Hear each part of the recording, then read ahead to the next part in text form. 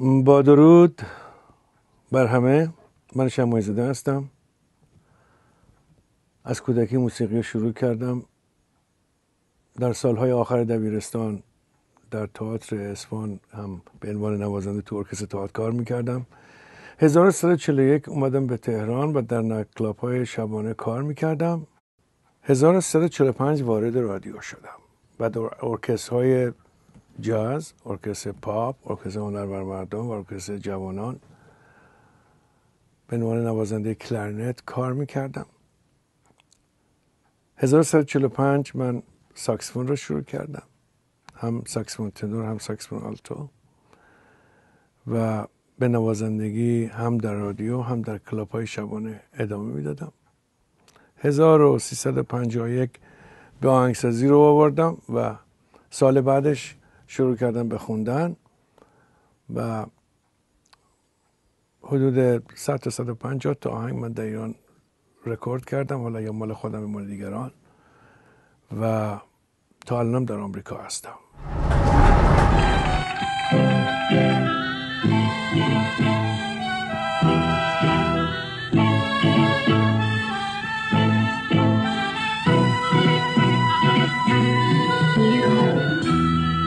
میونه دشت لخت زیر خورشید کبیر مونده یه مرده به پیر توی دست خاک سیر.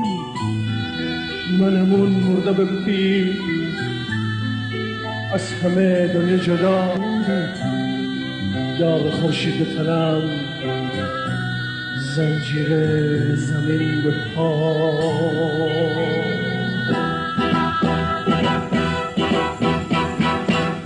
من همونم که یه روز میخواستم دریا بشم، میخواستم بزرگترین دریای دنیا بشم. آرزو داشتم برم تا به دریا برسم، شب آتیش بزنم تا به فردا برسم.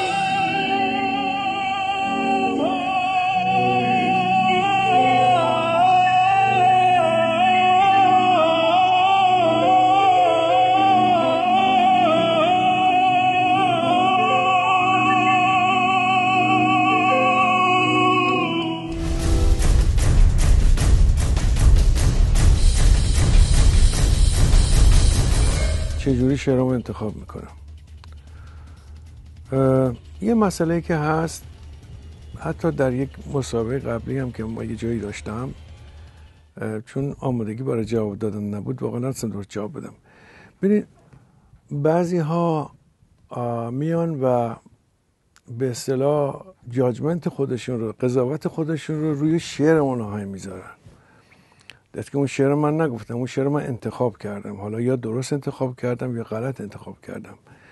ولی ما باید مسئله موسیقی رو، درسته که یک ترانه شامل آهنگ و شعر و خوندن و تنظیم هست، ولی نباید همه چیز رو به حساب کلام بذاریم و اگر یک کاری رو کلامش رو دوست نداریم روی همه چی خط بکشیم. و اصولاً من معتقدم شاید این فقط در فرهنگ ماست که به دیگران میگیم این کارو بکن، این کارو نکن، اینو بگو، اونو نگو. به نظر من یه نوع عدم دموکراسی است تو این قضیه. هر کس هر چی رو دوست داره گوش میده، هر کیم هر چی رو دوست نداره گوش نمیده. ولی اصرار در این که شما مطابق میل من کارات رو بساز و کارات رو انجام بده، این یه نوع دیکتاتوری و رفتار غیر دموکراتیکه. و به عقیده من هر چیزی در جای خودش قشنگه، هر چیزی در جای خودش زیباست. من اشعارم رو خیلی به ندرت خودم شعر میگم، چون من شاعر و ترانه‌سرا نیستم، خودم شاعر و ترانه‌سرا نمیدونم، ولی گاهی به اصطلاح اون چیزایی که به الهام میشه، اون چیزایی که دوست دارم رو کاغذ میارم. ولی من کار من I'm a songwriter. در فارسی ما به هم میگیم آهنگساز، به بتهوون هم میگیم آهنگساز، به یک کسی هم که ملودی میسازه میگیم آهنگساز. ما کمپوزر تو کار کمپوزینگ ما نمی کنیم، ما سانگ رایتریم. یعنی کار من نوشتن آهنگه و اینا رو بعضی وقتا با هم دیگه اشتباه میکنیم. به هر حال هر کسی کارش یه چیزیه. مثلا تو یک ارکستر سمفونیک قرار نیست که اون کسی که ترومپت میزنه حتما بتونه ویولون هم بزنه و اون که ویولون میزنه حتما بتونه کمپوزینگ هم بکنه. هر کسی یا کانداکت بکنه.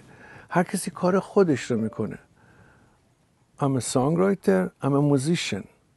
این کار اصلی منه. ممکنه کارهای دیگه هم بکنم و به هر حال اشعارم به این صورت انتخاب میشه که به هر حال یه سری شاعر حرفی ما در تماس هستن، باشون تبادل نظر میکنیم، شعرهای اونها گاهی پیشنهاد میکنن، گاهی هم به اصطلاح اینو بگم که من بیشتر آهنگایم که من موفق شده آهنگایی بوده که من اول ساختم و بعد کلام روش اومده و این کار سختی است برای ترانه‌سرا و ترانه‌سرای قدیمی بسیار قدرتمند بودن روی این کار. آدمایی مثل معین کرمانشاهی، مثل بیژن ترقی، کریم فکور، تورج نگهبان و خیلی از ترانه‌سراهای قدیمی اینها توانایی فوق‌العاده‌ای داشتن که روی آهنگ شعر بگن و اگر آدم‌هایی می‌بینیم که میتونستن با این کار رو به خوبی انجام بدن، مثل شهریار قنبری، مثل اردلان سرفراز، مثل جنتی عطایی، هما میرافشار، اینا آدمایی بودن که از به اصطلاح اون تکنیک قبل رو میدونن. ولی ترانه‌سراهای جدید ما چون روی این کار پرکتیس نداشتن و ندارن یه ذره برشون سخته و در واقع اصولا من وقتی که روی شعر آهنگ گذاشته میشه من اون چنان ارزش آهنگسازی برای این کار قائل نیستم، چون وقتی ترانه‌سرا اول شعر رو میگه در واقع 50% کار رو اون انجام داده، یعنی 50% ریتم شعر رو مشخص کرده و شما نوت ها رو فقط باید جابجا کنی و این از خلاقیت آهنگساز میکاره و اونو در یک بنبست قرار میده. به هر حال من اشعارمو یا اینکه خواننده خودش شعر رو انتخاب میکنه یا با نظر اون یا با نظر شاعر به هر حال به یه شکلی این شعر رو انتخاب میشه. گاهی هم خیلی از بچهای مستعد هستن که اشعارشون به من ایمیل میکنن و من اگر ببینم چیزی هست که به کار من معتقدم هیچ شعری بد نیست، باید به کار من بخوره که در اون وضعیت من بتونم ازش استفاده بکنم، استفاده ازشون میکنیم، دستمزدشون رو پرداخت میکنیم و هیچ مسئله‌ای یعنی مشکلی هم نیست. به هر حال ترانه‌سرای جوان باید سعی کنن و یاد بگیرن که روی آهنگ بتونن کلام بگذارن و روی این کار تمرین کنن که بهشون خیلی کمک کنه. تو سایگاهی واسه غریب خسته از سفر، یه آشیونی واسه پرنده شکسته پر. تو ساده هستی مثل گلی که دور از خزان، یه آینه هستی واسه تموم عشق باغون. خوشم که عشق تو واسم عزیز و ساده بود و بایگه خدای من تو را به من نداده بود. وایگه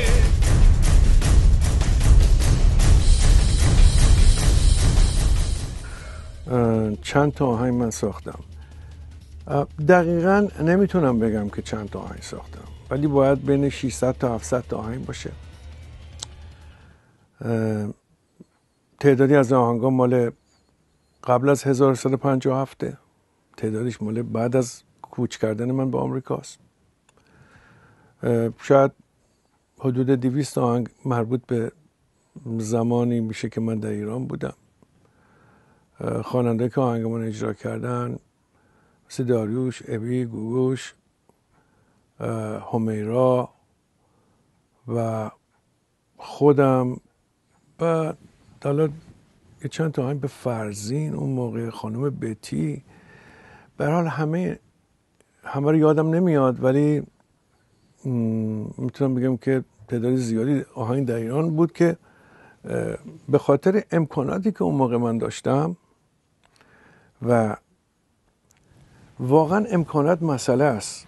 من در ایران امکانات زیادی داشتم، هم نظر مادی، هم از نظر معنوی، و دسترسی به خیلی چیزا و مگاهیت های زیادی موند که هنوز مونده و بعضی آهنگا 35 تا 37 8 سالشه و هنوز زنده است.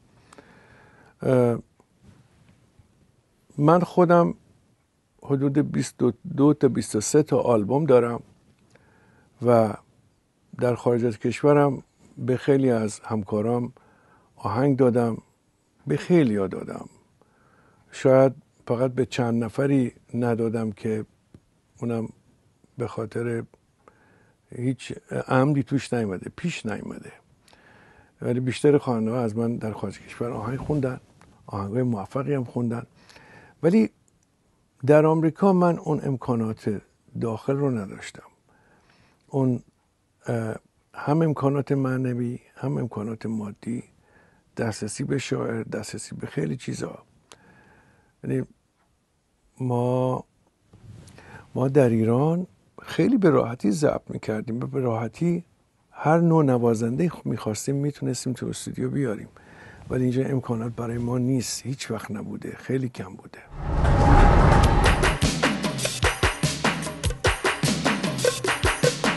دختر مردم فکرم کرده، امسال از هر سال عاشق‌ترم کرده. تو خودم موندم منو دوست داره یا نه، تو گوشش خوندم یا بگو آره یا نه، یا بگو آره یا نه.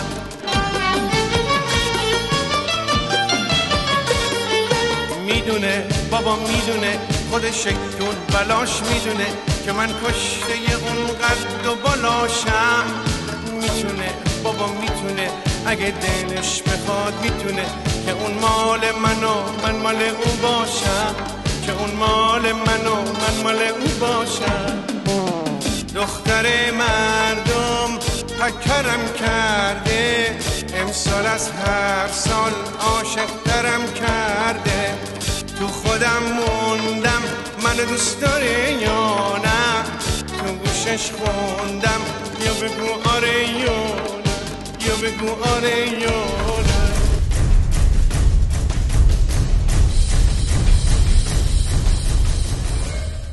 جایگاه من در دنیای موسیقی، جایگاه رو من تعیین نمی کنم، جایگاه رو مردم تعیین میکنن. ببین قبل از انقلاب تلویزیون دولتی بود و همه ویدیوها هم به یه شکل میگرفتن. اونجا ویدیو اون موقع خیلی ساده بود، هیچ چیز، و خود خواننده رو نشون میدادن و مال هم همین شکل بود، چیز اضافه ای نداشت. در نتیجه هر کس کارش بهتر بود مشخص میشد. ما تا 12 سال پیش که تلویزیون 24 ساعته بیان، ارتباط ما با مردم گذشته از 3 تا شهری که مثل لس آنجلس و سان فرانسیسکو و واشنگتن که دارای کیبل محلی بودن، تلویزیون کیبل بودن، در بقیه جاها با همون سیدی یا کاستی که میرفت مثلا توی مالمای سوئد یا تو کلن آلمان یا تو لندن یا استرالیا، هر جای دنیا، رابطه ما با همون یه دونه سیدی با یه همون عکس بود. امروز رابطه ما با مردم باید از طریق تلویزیون باشه، چون الان بیشتر مردم موسیقی رو تماشا میکنن. ببینید این آمریکایی‌ها 6 تا 7 هزار رادیو دارن که بیشتر تو ماشین رادیو گوش میدن و یه MTV و یه VH1، حالا چند تا کانال دیگه، ولی بیشتر موسیقی رو میشنون. ما داریم موسیقی رو تماشا میکنیم و الان هر کس که بتونه ویدیو، من باور کنید بعضی وقتا ویدیوهایی میبینم که خیلی قشنگه ولی اینقدر صدای خواننده خارج فالشه که به من آزار میده، صدا رو میبندم و ویدیو رو تماشا میکنم. ببین الان شما نمیتونی بگی کی کارش بهتره. توانایی یک خواننده امروز به توانایی خوندن نیست، به خیلی چیزهای دیگه بستگی داره. به ویدیوهاش بستگی. بعضی وقتا مردم که میان، حتی بعضیا، این کلمه بعضیا رو من باید حتما تکرار کنم، بعضیا واقعا میان توی این کنسرت ها در واقع همون خواننده رو نگاه میکنن ولی در همون ویدیو رو دارن نگاه میکنن که قبلا دیدن. به هر حال تلویزیون یک وسیله خیلی قویه که تا تو داخل زندگی مردم، تا وسط مهمونخونه مردم، تو حال مردم، تو حتی تو اتاق خواب مردم میره و بسیار کانکشن عجیب و غریبی داره به مردم. و این مسئله ببینید برای بعضی از خواننده ها امکان نداره تو این وضعیت بازاری که الان هست و هیچ ساپورتی ندارن، عجیب خودشون بیان و برای هر ویدیو 5 تا 10,000 تا 15,000 دلار خرج بکنن که بتونن با بقیه رقابت بکنن، بتونن حضور داشته باشن. من معتقدم موسیقی شنیدنی است و باید گوش کرد. البته این یه دوره‌ای که تموم خواهد شد، ولی به هر حال زمان همه چیز رو میبره سر جای خودش. برای جایگاه من جایگاهم راضی نیستم، ولی اگر میتونستم و که تعداد بیشتری ویدیو بزنم که بتونم با مردم در تماس باشم، خب تماس من با بیننده بیشتر میشد و تصمیم دارم این کار رو بکنم. یعنی یه مقدار لجبازی کردم، گفتم که باید مردم موسیقی گوش بدن، ولی مثل که من باید تسلیم بشم و شروع کنم ویدیو زدن که بتونم که به این شکل با مردم در ارتباط باشن. امروز جایگاهی خواننده به تواناییش نیست. ما باید بهمون فتوا بدن، باید چند نفر بیفتن جلو بگن فلانی خوبه تو بقیه هم بگن خوبه، چند نفر بگن فلانی بده تو بقیه هم بگن بده، و خیلی چیزهای دیگه بستگی داره. توانایی خواننده امروز به اینه که کدوم سالن خونده، با کی خونده و خیلی مسائل کلاس بازی دیگه است توی این مسئله. به هر حال به کسی هم نمیشه ایراد گرفت. مردم هر جور دوست داشته باشن قضاوت میکنن و هر جور دوست داشته باشن. به هر حال جایگاه همه ما دست مردمه. ما اینجا کاری نیستیم. اگر کمکاری از خود ما بوده در بعضی موارد، دیگه تقصیر خودمونه، گردن مردم نمیتونیم بندازیم. تو چشای من نگاه کن، تو چشای من نگاه کن، نازنینم تنها یک بار، تو چشای من نگاه کن. چشم من چشم تو دنیای ما شد، عشق من عشق تو رویای ما شد. چشم من چشم تو دنیای ما شد، عشق من عشق تو رویای ما شد. تو چشای من نگاه کن، تو چشای من نگاه کن تا دوباره شب بلرزه، که یه لحظه با تو بودن به همه عمرم میارزه. تو چشای من نگاه کن، ببین از تو پر کشیدم، ببین از تکرار اسمت تازه به خودم رسیدم. تنها پناه من امنیت آغوش توست، دست منو بگیر که قلب من تنپوش توست. من بی تو میشکنم، بذار بهت تکیه کنم، تا آخرین نفس غزل غزل گریه کنم. پرواز از قفس برای من یه قصه نیست، با تو دلم دیگه با بغض شب هم قصه نیست. وقتی که میرسی به باور یکی شدن، عشق منو ببین غریبه قصده من. تنها پناه من، تنها پناه من، تنها پناه من امنیت آغوش توست. دست منو بگیر، دست منو بگیر، دست منو بگیر که قلب من تنپوش توست. تنها پناه من امنیت آغوش توست. دست منو بگیر که قلب من تنپوش توست.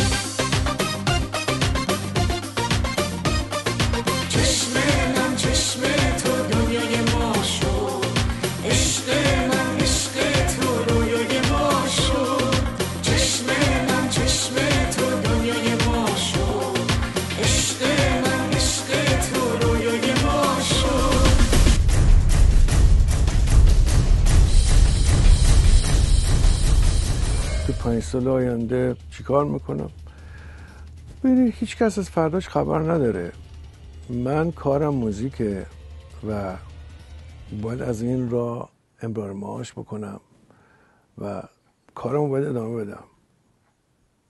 کسی نمیدونه فردا چه خبره، کسی نمیدونه که چون یه اتفاقاتی میفته که هیچ کس خبر نداره. کسی چه میدونست که اگه یه روزی مثلا اینترنت بیاد کمپانیای لس آنجلس زیرو میشن؟ کسی خبر داشت؟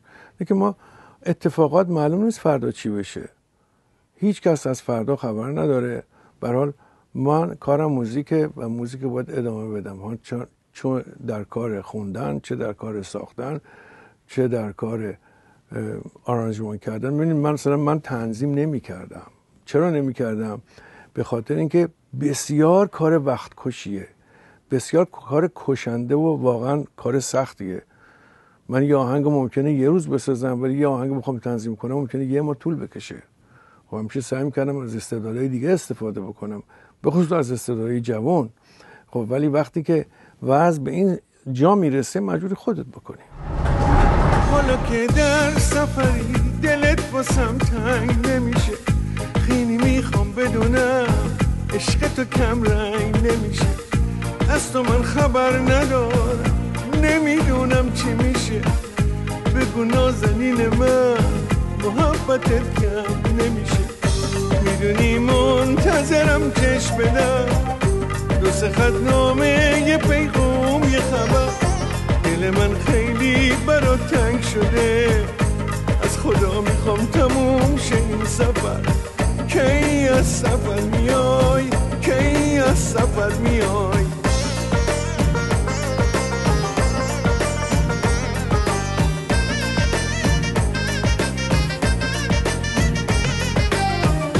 من به این همه نامهربونی عادت ندارم. دل من رو میشکنی اما شکایت ندارم. من میخوام برای گفتن همه درد دلم پیش من بشینی و سر روی زانوت بذارم. میدونی منتظرم چشم بدم، 2-3 خط نامه، یه پیغام، یه خبر. دل من خیلی برات تنگ شده، از خدا میخوام تموم شه این سفر. کی از سفر میای، کی از سفر میای.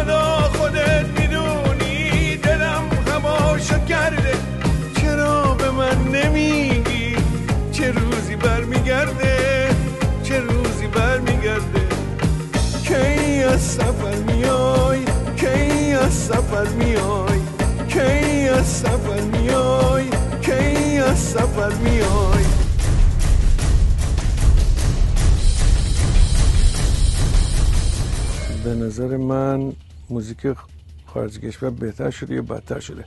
در این قسمت باید 2 قسمتش بکنیم. یک قسمت رکوردینگ، یک قسمت اجرا هاست. از نظر رکوردینگ الان 5 ساله که موسیقی لس آنجلس تموم شده است.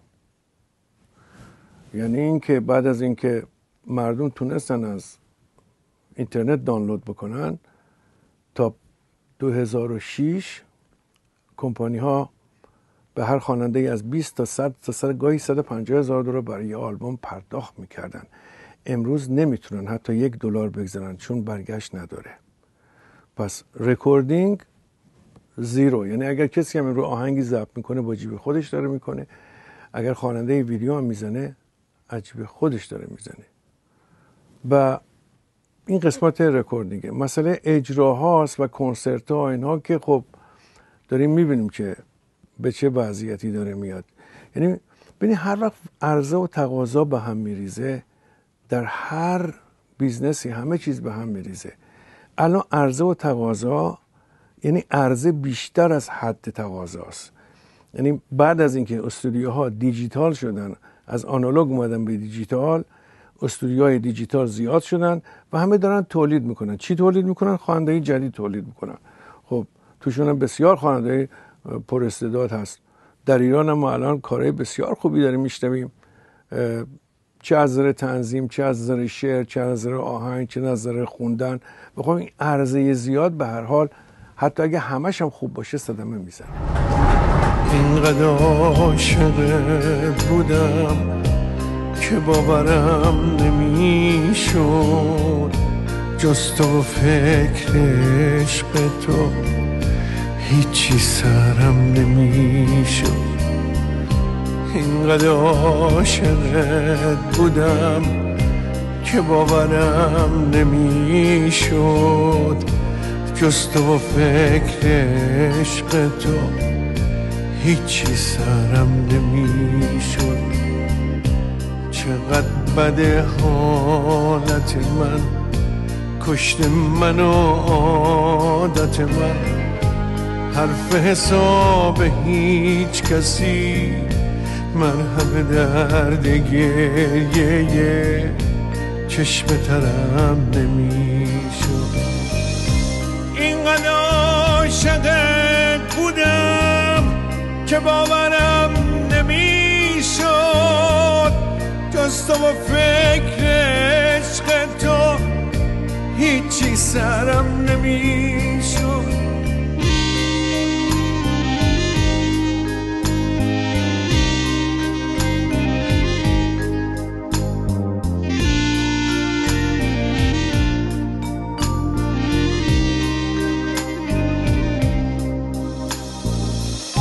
چقدر بده اینجوری عشق، هر کی که این مشق نوشت راهی جز این نداشته بود، کنده بود هر چی داشته بود که این درخت رو کاشته بود. اینقدر عاشقت بودم که باورم نمیشد، جز تو و فکر عشق تو هیچی سرم نمیشد. وقتی میگفتی نفسم، من نفسم و میستانه، چشت یه حالتی میشد اونجوری که میخواستمش.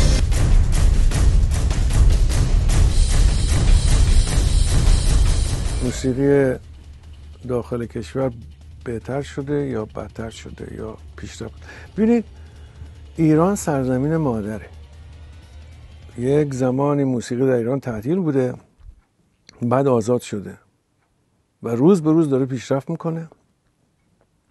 من خودم با خیلی از بچهای داخل ایران دارم کار میکنم، از شاعرها، از بابک صحرایی، مریم اسدی،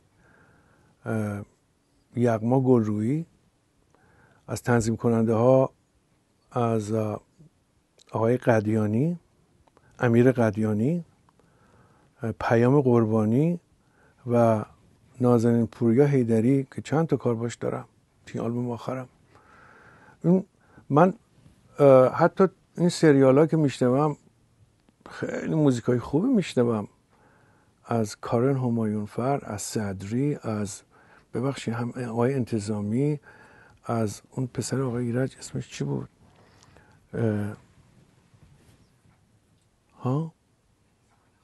احسان خواجه امیری. اینا موسیقیان خیلی خوبی هستن. خیلی هاشون اسمشون بلد نیستم، هنوز یاد نگرفتم اسمشون یا یادم نمیاد الان، ولی واقعا موسیقی داره. اونجا سرزمین مادره. خیلی از این بچه‌ها که اینجا هستن از قدیم و اون توانایی دارن، اینا از سرزمین مادر اومدن و به هر حال. ولی یک چیز رو بگم، الان رقابتی بین لس آنجلس و داخل ایران نمیتونه وجود داشته باشه، چون لس آنجلس قادر به تولید نیست. با وضعیتی که برای کمپانی ها پیش اومده، این مقایسه کردنش اصلا کار درستی نیست، که برای اینکه بچهای اینجا همه دارن کارشون رو ول میکنن و به بیزنس های دیگه دارن رجوع میکنن، چون رکوردینگ که تمام شده، یعنی زیرو.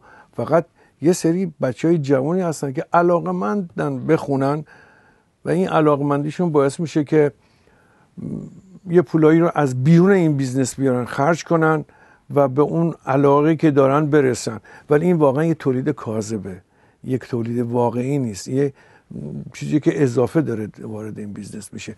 و اصلا الان ما نمیتونیم موسیقی خارج کشور با داخل مقایسه بکنیم، چون داخل کشور میتونه فعالیت بکنه و خارج کشور 5 سال فعالیتش تموم شده.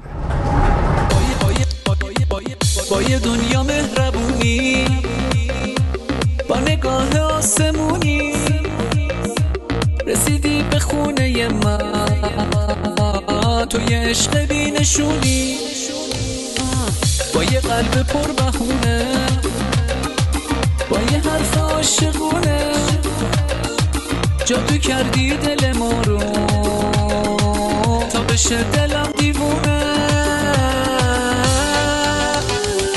تو عزیزی بیشتر از جون، تو قشنگی مثل بارون، دست تو دستای من، عشقمون توی نگامون. تو عزیزی بیشتر از جون، تو قشنگی مثل بارون، دست تو دستای من، عشقمون توی نگامون.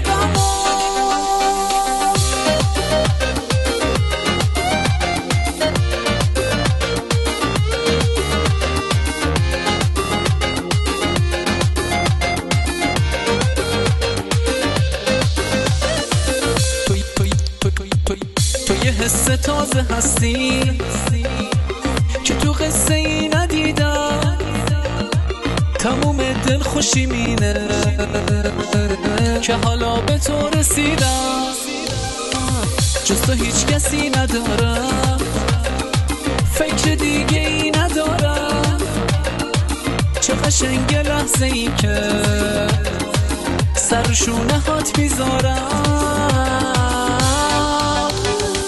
تو عزیزی بیشتر از جون، تو قشنگی مثل بارون، دست تو دستای من، عشقمون توی نگامون.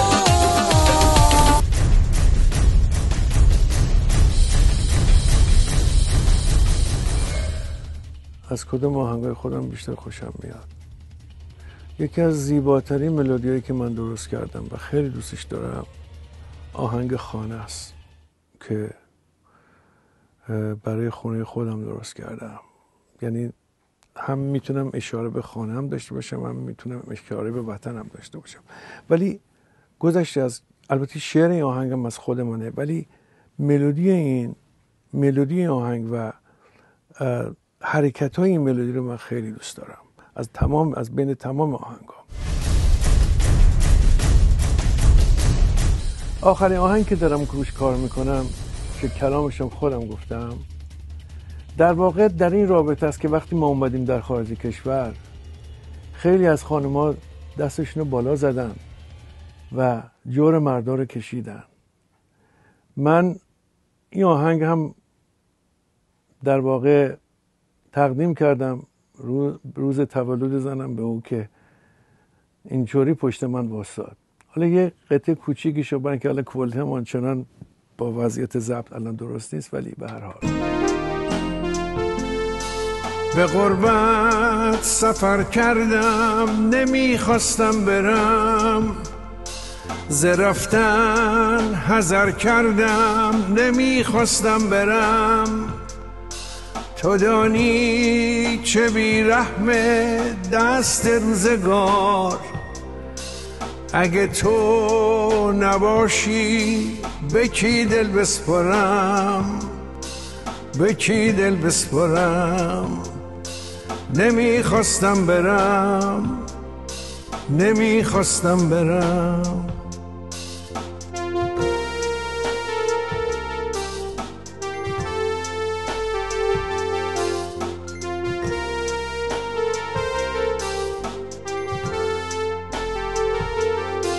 همیشه چشم من در پشت سر بود، پشیمان نادم از رخت سفر بود.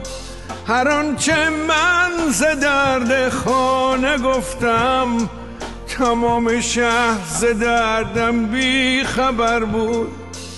اگر دردی تو غربت حس نکردم، همیشه مهر و عشقت یاریم داد. اگر از روزگار مهری ندیدم، محبت های تو دلداریم داد. اگر هم یک غمی توی چشات بود، صبورانه به پشت خنده هات بود. همه این صبر و طاقت رو ستودن، به رویش درها را گشودن. آخه عشق تو از جنس سفر بود، وجود تو همش بالا نظر بود. واسه هر مشکلی در توی غربت، گشود آغوش بر هر خطر بود.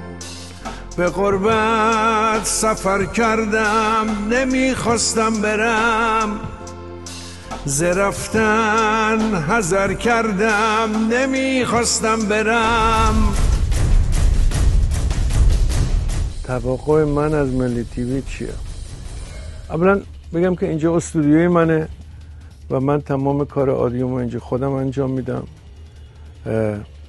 همطور که قبلا گفتم، به خاطر مسائلی که هست باید دیگه به هر حال از تمام تواناییامون برای اینکه بتونیم تولید بکنیم استفاده بکنیم و من همیشه سعی میکنم تولید بکنم. از MPC همیشه من لطف داشته و توقعم اینه که این لطفش هیچ وقت از من کم نکنه. از شما نازنینم که امروز اومدین اینجا، آقای پارسا، آقای آچام تشریف آوردین، خیلی ممنونم که زحمت کشیدین تا اینجا اومدین و اومدین توی استودیوی من و این فیلم برداری کردین. به هر حال ان شاءالله خسته نباشین. و واقعا شهرام هم MPC همیشه، نه که بخوام محل تعارف کردن و این چیزا اصلا نیستم، واقعا های کوالیتی کار میکنه و بهش تبریک میگم.